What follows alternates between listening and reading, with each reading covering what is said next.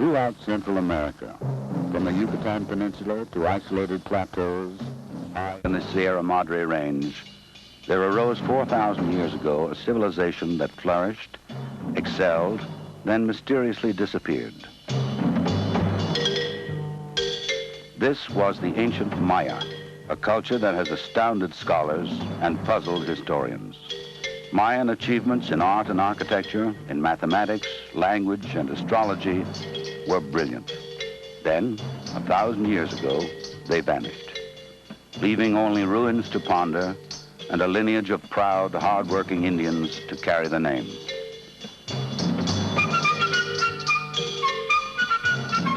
Today in Guatemala, a Central American country about the size of Pennsylvania, more than half the population is pure Mayan. Most still live in the central highlands of the Sierra Madre Mountains and lead a rural life virtually unchanged for centuries. Their culture is unique, a rich heritage of Christian belief and Spanish folklore mixed with fragments of the ancient religion. And among their legends in Mayan scripture, the dreaded deity Cabracan proclaims, "I am the one who moves the earth."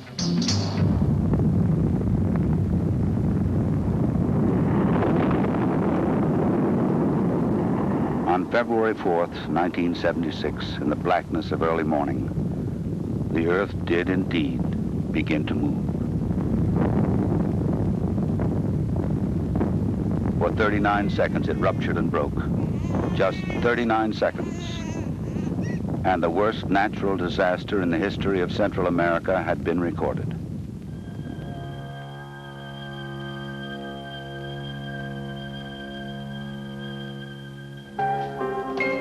Word reached the State Department in Washington just a half hour after the first shock. By 7:30, the Foreign Disaster Relief Center, operated by AID, the Agency for International Development, was in motion. For the next 21 days, around the clock, this center would be fully manned. Here, the entire United States relief effort would be coordinated. Here, resources from throughout the country and abroad would be matched to needs in Guatemala. 200 beds, 200 camas cada uno. In Guatemala, communications in almost all the central highland region had been knocked out. There was no way of knowing what had happened in the rural towns and villages. At the first light of dawn, volunteer pilots in private planes took off into the solitude of the Sierra Madres.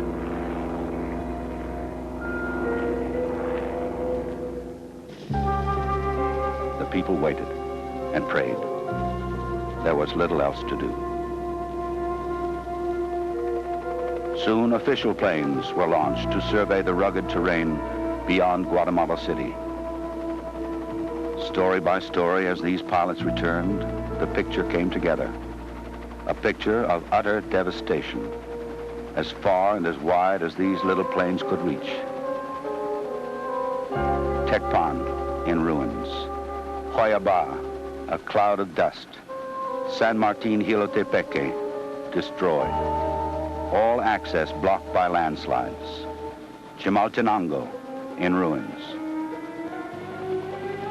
That same morning, Kiel Laugerud Garcia, president of Guatemala, flew to many of the stricken villages himself.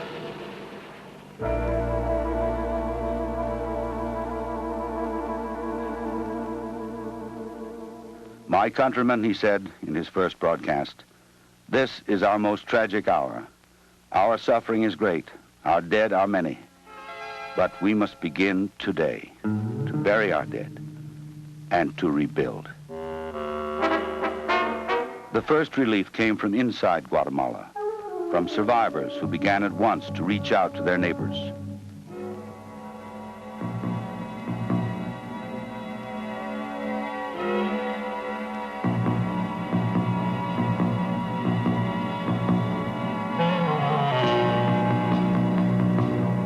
Food prepared in villages not severely hit soon appeared in villages that were. Local organizations took over distribution and broke out emergency stocks that had been supplied by AID, the UN, and other world organizations.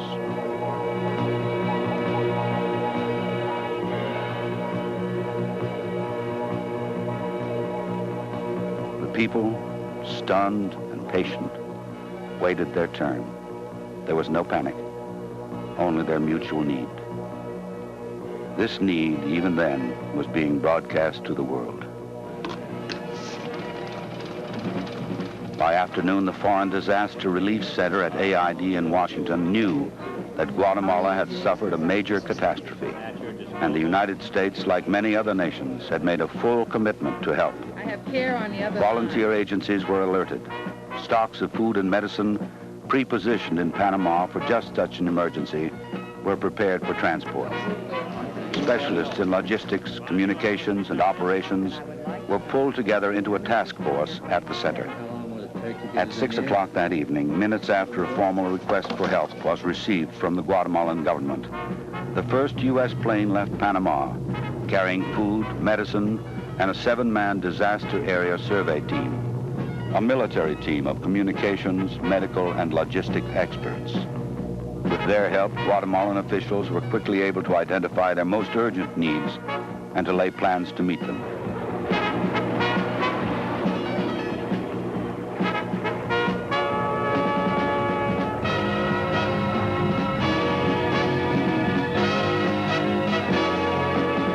Within 24 hours, AID moved more than $500,000 worth of emergency supplies into Guatemala. Tents, plasma, water storage tanks, water pumps and generators, food and medicine, and professionals from many fields.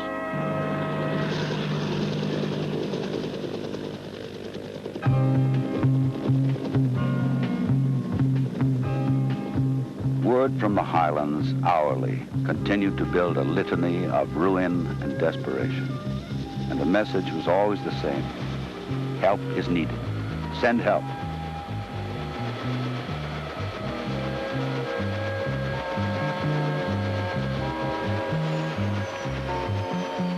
Even as survivors began to dig their way out of the wreckage of their homes, doctors, nurses, food and clothing, temporary shelter, all were arriving from more than 24 countries, hundreds of organizations, thousands of people.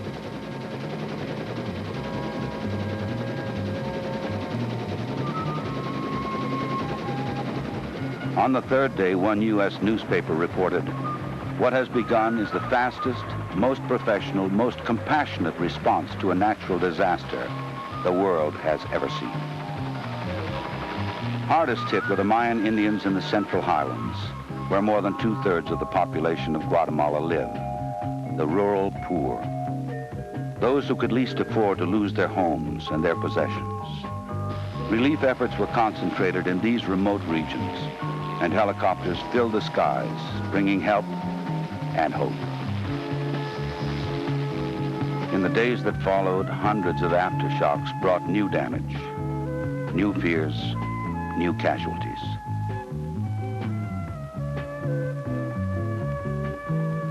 Churches and adobe homes, some only weakened in those first 39 seconds, tumbled into dust. Dust was everywhere. Dust and the quiet grief of the people. In the once lovely town of Chimaltenango, center of the quake, the people carried from their demolished church a life-size statue of Christ, reclining in a casket of glass. It had survived undamaged. "It is a miracle," one villager said. 8,000 of our town are dead. Those of us left must now thank God.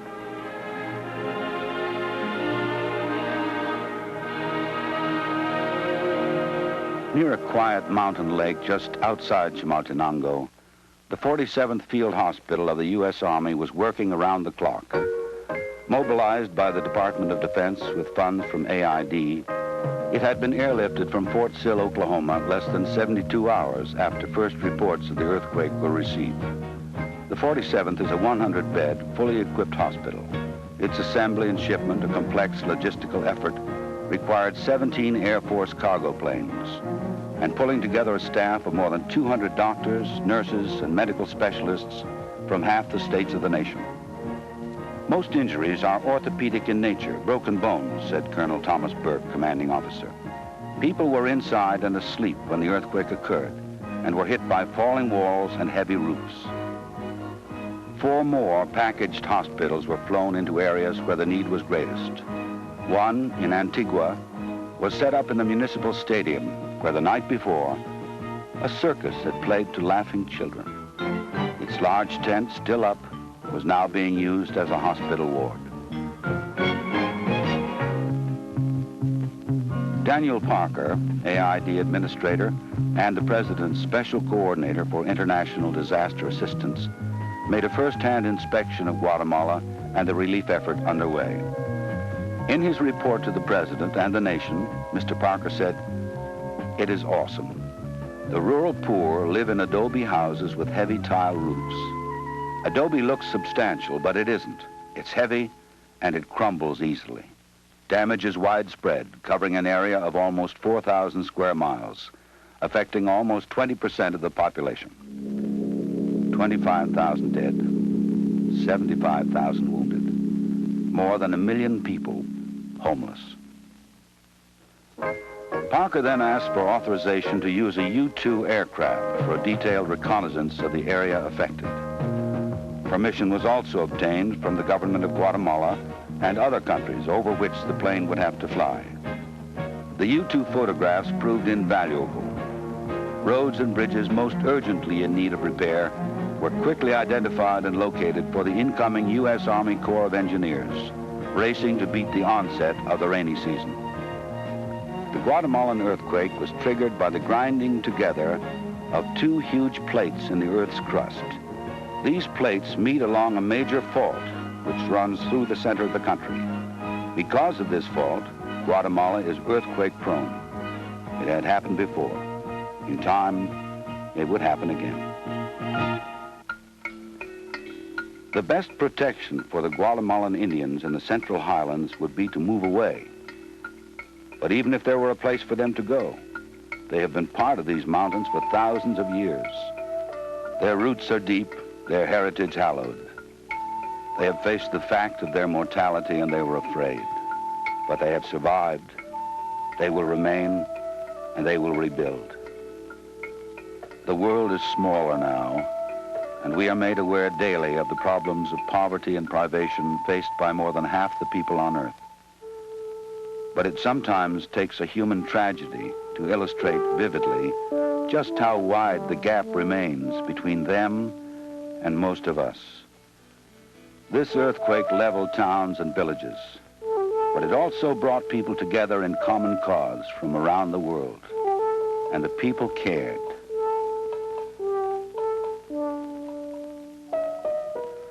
On April 21st, 1976, Congress authorized $25 million to help Guatemala rebuild. Other millions have been offered by nations throughout the world.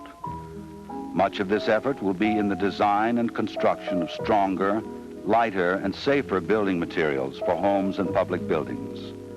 "We are on our feet," said Ambassador Asensio Wunderlich. "We'll put it back to what it was, only a little better."